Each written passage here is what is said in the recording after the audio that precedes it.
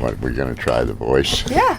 So tell me about Last Chucker. We're sitting here at Club Fred. Tell me why you call it Club Fred, first off.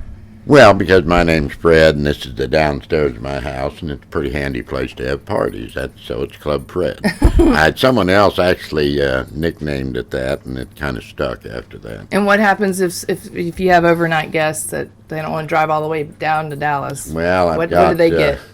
I've got 4 extra bedrooms in the house, plus a futon and 2 or 3 big sofas, and there have been a night or two when all of them were full.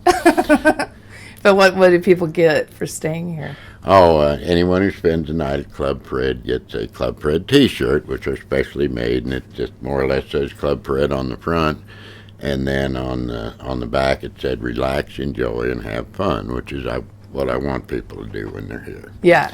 Now, as far as the Last Chucker, that little sign was at Willow Bend, behind the grandstands and the box seats. Why, they had a place where, people could buy Willow Bend shirts, polo balls, and other souvenirs and things. And it also served some drinks there. But that was the name of it, the Last Chucker. Was it upstairs or downstairs? That was actually behind the grandstand. Oh. Over at the Polo that's Match. the side. So Okay. That's more or less the equivalent of a 19th hole at the golf course. Yeah. Which is what the bar is often called. And then this particular print, when J.C. Penney's moved from New Jersey to Plano in the, I guess, late 80s it was, or early 90s, I can't remember. Sometime in that time frame, to kind of celebrate their coming there, why they commissioned, I believe it was a total of 6 different original paintings that were done to kind of capture the character of Plano at that time. And this Willow Bend scene was one of those that they captured. And if you know the players, the way they sit the horses and everything, you can pretty much tell which player is which in that. Actually, I believe Norman Brinker's right here, because that's more or less the way he pretty consistently sat a horse. This is Bill Walton. I believe this is Fajudeen, a pro that played there, and Wiki Elefende, another pro, would be in that picture. So, and Preston Carter, who was one of the big patrons back then, would also be in that picture. So it's sort of interesting. This is the clubhouse. We're looking east from, if you were in the top of the grandstands, or they actually had skyboxes. Parker Road's like right here, Park Road. Park Road is, yes, to the south of this. The field ran north-south. They're riding in a southerly direction.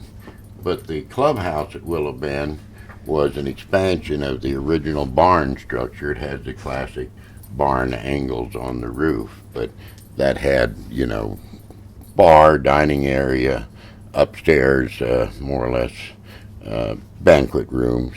So it was pretty well used. Was it like a steak and ale type restaurant? I mean, what kind of food did they serve? I mean, it was nice. Mom told me it was a good restaurant.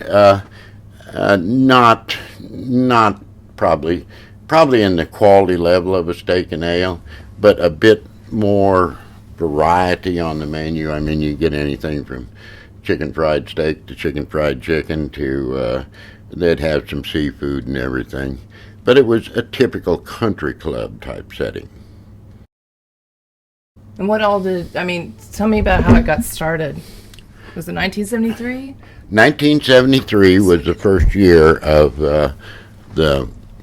when it opened, and they started out with, I want to say, almost 1,000 acres that Norman Brinker and his then partner bought, and developed the club out of that. Realized back in 1973 the whole population of Plano would only have been about 8,000 people. And did I hear you right that you said that they originally had up to 14 polo fields at one time? No, the most they ever had at one time, they got up to a total of 5 grass fields and 1 dirt field, okay, and then an arena for indoor polo. Okay. But that's the most they ever had at one time. I remember that. I remember my sister and I go out there and scavenge scavengers for the polo balls that were on the dirt field. I remember that dirt field. Oh, yeah. Anyway, but so when did you get involved in polo and why?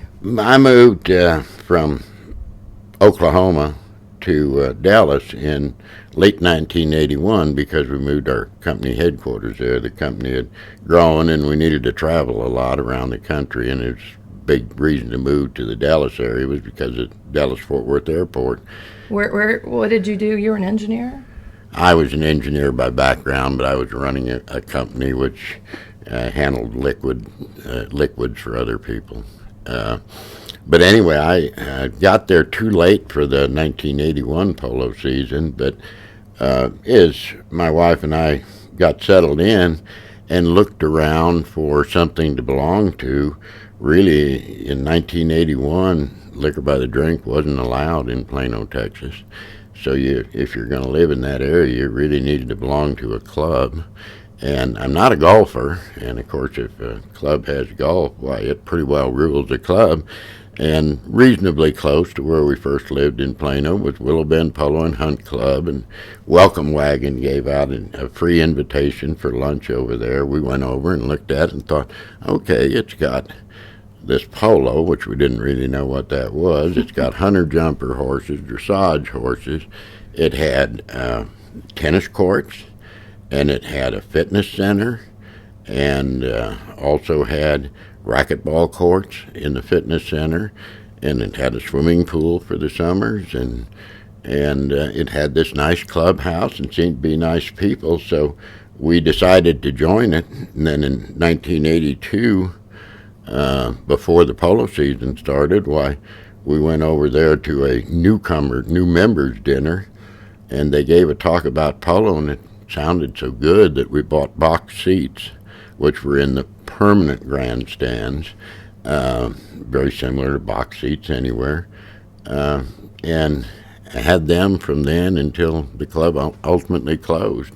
I bought box seats before we'd ever seen a polo match, but so we became very interested in it. What was it about it that they told you made you go, wow, we want to do this? Well, it just sounded like, horses are nice animals. They're a lot of ways they're like a big dog. They become very faithful to the owner or rider, and they're just good animals to have around, and it sounded like a very exciting sport, and we thought, well, let's give it a try, and it more than bore out its promise, so we became very involved in it. By '84, I started playing some polo. Hadn't ridden much before that, so I had to start out by taking basic English riding lessons. Who taught you?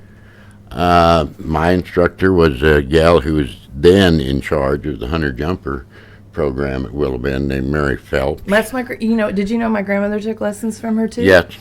We'd talked about that Thinks before. very highly of her. Oh, yeah. Mary Phelps was descended from the Derringer family from Philadelphia, Pennsylvania, the people who invented the little pocket pistol called the Derringer. She was a Derringer by background. Just a little interesting side note. What was she like? She was obviously an excellent rider, an excellent instructor. She could also leave most men in the dust on cursing if something really made her mad. She was colorful, I'll put it that way. Probably the best simple description. But then what was it like? What did it feel like to you when you first got out there and you're really like battling out over that ball with all those other people and horses? Well, you go out gradually, before they would ever let you pull carry a mallet on the horse while they didn't want you to swing it wrong and hit the horse and all those things. So you started out on Woody, and Woody was a wooden horse with a saddle on it, built in a chain link fence cage with concrete floors that had indoor-outdoor carpet on them. They were all sloped, so if you hit the ball, it would careen around on the chain link fence outer part, but it eventually come rolling back on one or other side of the horse. How do you That's keep the it way from you hitting you learn. in the head off the... You duck. You duck. You duck, hopefully quickly enough. There was a requirement that you wore your helmet, just as you have to wear your helmet when you play polo. Were you wearing a face mask then? No, that was more or less the pre-face mask age of polo. Okay. But you had to wear your helmet if you were on Woody and being instructed on how to hit. So that was a really good way to start again, so you didn't swing wrong and hit a horse's leg or something like that. The horse is a big, strong animal, but his weak point are his legs. Yeah, well, I took a polo lesson last summer with Cedro Olivas. A polo pro, long time, goes back to Willow Bend, as we know, a long way. But I noticed when I'm looking back at my footage of me trying to swing, I'm just doing stick and ball. But Pans are the horse I rode, if you notice, because I videoed it from my forehead. Or I tried it on the helmet first, it flopped around, so I went back again, did it on the forehead. And Panzer's constantly got her head to the left, because I think she was worried that I kind of got too close a couple times, so I can relate to what you're talking about.